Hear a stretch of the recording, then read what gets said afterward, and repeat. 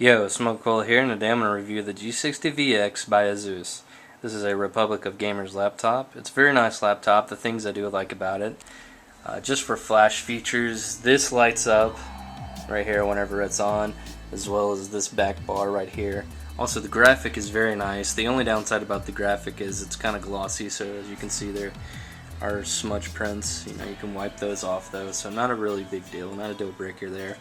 The backlit keyboard's a nice touch as well. It's not something you see on most laptops, so when people do see it, it's kind of like, oh, that's really nice. It must be something high powered or something, or it must cost a lot of money. When in reality, it only cost $630, I believe. It was $630 on Newegg with free shipping. Now, I don't say that as only because that is still quite a bit of money to pay for a laptop, but for something that can actually play games as well as this, for the price range, it was very worth it. Speaking about the keypad as well, or the keyboard as well, it has a full-size keypad, number pad, so you can actually set some macros over there if you needed to, if you're playing an MMO or something. Also, it has a Wi-Fi switch right here, so you can turn your Wi-Fi on and off depending on where you're at. Now, I connect this to my main gaming rig at the house. I set it next to it, and I usually just connect it through Ethernet whenever I do that to get faster speeds. But when I'm laying in the bed or something or whatever have you, I want to turn my Wi-Fi back on, and that's just an easy way of doing it. The air blows out right here for the graphics card. Now it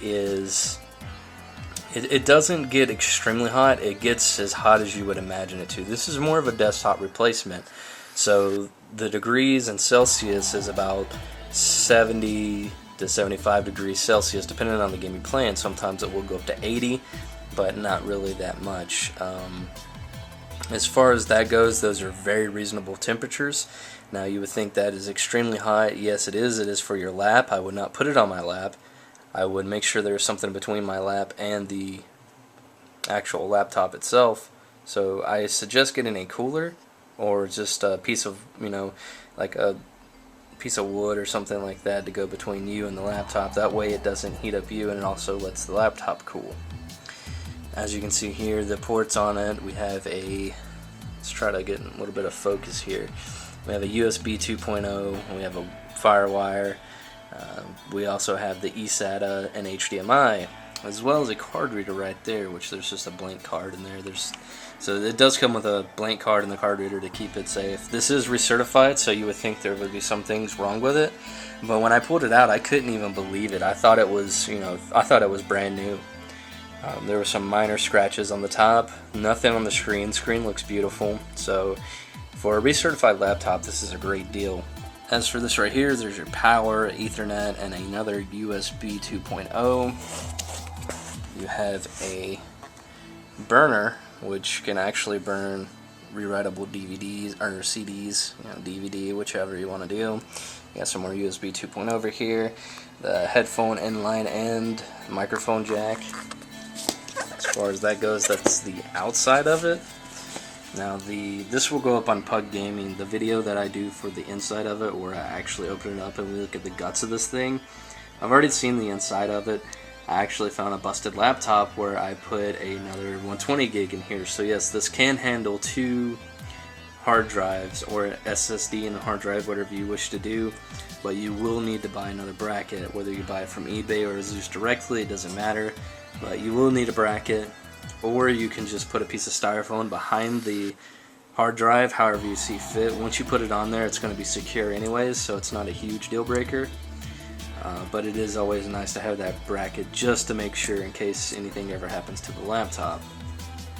Also, the CPU does look like it could be replaced. I'm not going to say it can't. You would have to remove the whole heating, the cooling unit, just to get to it. It has thermal pipes and everything else. You just take that whole unit out that's connected to the GPU cooling, and you should be able to do that. Now let's take a look at the inside of this thing. I don't have a tripod. I will invest in one of those eventually. Here's the keyboard I talked about. Flat keys. I thought I wasn't going to like it at first, but it's actually very nice. I love the keys on this thing. They're very quiet as well, so when you're typing, you won't be making a lot of noise. There's a little click, clack, clatter, but it's nothing major. Also, the speakers right here are they're not loud at first, but once you go into the BIOS and you actually change it, they can get quite loud. So there's a nice little Republic of Gamers tag right there. This is actually rubber, like a rubber texture, so it's very nice to lay your hands on. Now it does, smear, but you can wipe that off and it doesn't stain or anything like that, so that's also a plus. And these keys are the clicks on the touchpad. Very nice. Probably the best clicks I've ever had to use, really. I don't use them often because I do have a mouse for this that I use, but when I do have to use them, it's not, it's not a huge deal. I can easily use it. The touchpad itself is very nice. It also has the scrolling, left, right, up, down. So in all, the combination of the touchpad and the keys are extremely nice. Now, as far as the touchpad goes up here, you actually have a touch bar. It's touch sensitive. You can, change several settings up here if you wish to. This is for the performance. You can change the performance of the PC, battery saving, high powered, whatever you wish. You also have your color correction right here, vivid, gamma correction, whatever you wish to do with that. And these two are physical buttons. Now this one right here will take you to the Express Gate. That one will boot the PC up itself. Express Gate's supposed to be something that'll quickly get you into the laptop, which it does a decent job. It's not like it doesn't take it forever, which is great. I mean, you see how fast that did pull up.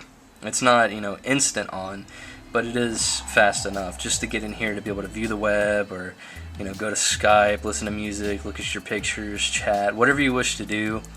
It's pretty much all in the Express Gate, just some basic stuff. It also, saves some power. And let's see here. You have your exit and your power.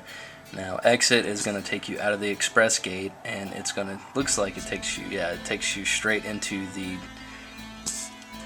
operating system itself. That is the, start and flash screen, which is kind of cool. You can change that. You can actually change the sound and the image that it displays there. Now, I haven't done that because I take this to work with me when I set it up. I don't want anything annoying going. If it were something that I didn't take to work and I just kind of lugged it around with me, I'd add it in just to, for a cool factor, I guess. I believe it's called Fancy Start. It's nothing you have to have, but it is pretty nice. Now, starting into Windows here, you'll see that we have just the regular icon. Just gonna go ahead and log in here. Give me 1 second. Alright.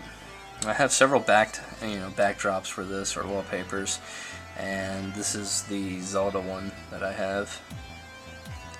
But the good thing about Windows 7, as you all know already, or should know, it has a way to set up several backgrounds, so you can go in here and just kind of set up whatever you wish it to be.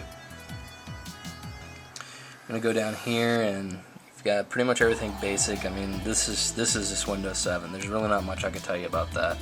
The dock, I added it myself. This is Object Dock, and that's about it for this laptop. There's really not much else to say. As far as this goes, I'm gonna put this video up on PugGaming, and as if you want to see what kind of games it can run, how well it runs the games. You want to see the inside of this thing, see what it looks like, see what kind of upgrades can be done, or what kind of modifications can be done to the cooling. Those will be up on my channel, mainly because I don't want to flood, PugGaming with a bunch of hardware stuff, mainly because it's for gaming. But I figured we could do a hardware review and let you guys see what kind of options there are out there for the people who are looking for a portable solution to gaming. I know some might be going to college, or constantly on the go, and you don't always have time to be around your desktop, but you need to do something in a game. Maybe you need to log into World of Warcraft, do a daily or something. You never know. Or you might be on the road and friends want to put together a skirmish, and you want to be with them, but you can't. Well, this is the solution to it.